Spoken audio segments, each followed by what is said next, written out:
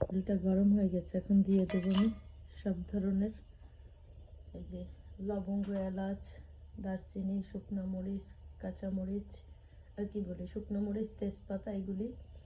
আর এখন আমি ওয়েট করবো, এটা রোস্ট করব। ধুয়ে রেখেছি ক্যারট, কুমড়ো, আমাদের বাগানের কুমড়ো, আলু রেখেছি, ক্যাবেজ। আমি এটারে ভাজি করব আজকে, গরম মশলা দিয়ে কিভাবে ভাজি করে আমি দেখাবো। দিয়ে দিলাম পেঁয়াজ,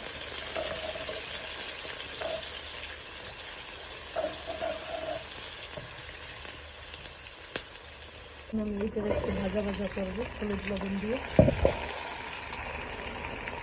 দিয়ে দিচ্ছি হলুদ, লবণ, লবণ আর হলুদ দিয়ে একটু অল্প হলুদ দেবো, কারণ এটা অলরেডি গেল। আমি একটু ভাজা ভাজা করে নেবো এটারে।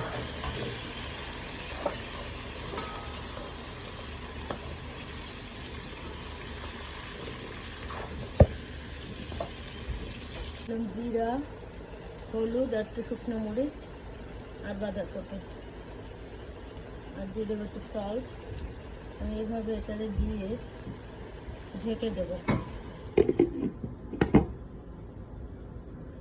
যতক্ষণ পর্যন্ত সিদ্ধ হয়।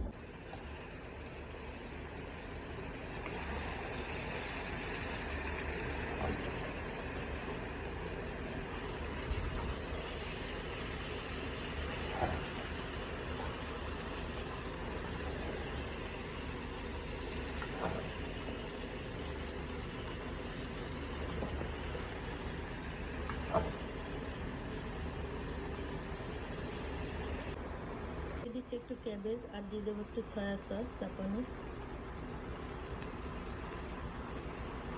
হয়ে গেছে আমার